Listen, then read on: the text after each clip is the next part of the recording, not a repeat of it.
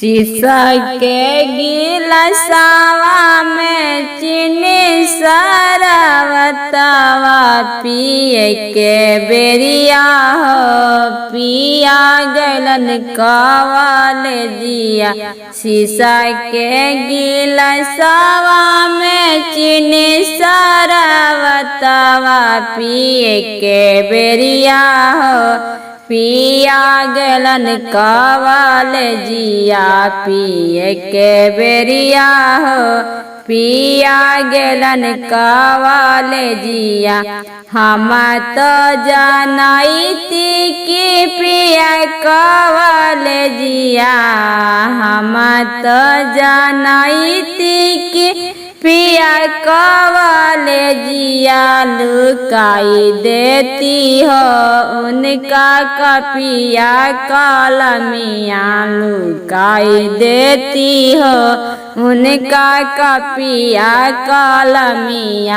हम तो लुकाईती ससुर जी के कहती।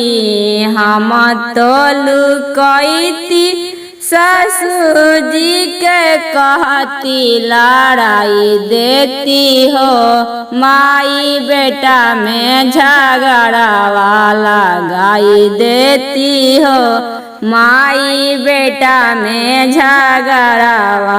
शीशा के गिलासवा ने चीनी शरबतवा पिए के बेरिया हो पिया गलन कवाल जिया।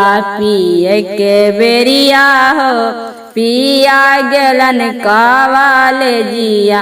हम तो जानती कि पिया कवाल जिया। हम तो जानती कि पिया कवाल जिया। लुकाई देती हो उनका कपिया कलमिया। लुकाई देती हो उनका कपिया कलमिया। हम तो लुकाईती ननद जी के कहती। हम तो लुकाईती ननद जी के कहती। लड़ाई देती हो भाई बहन में झगड़ा लगाई देती हो भाई बहन में झगड़ा।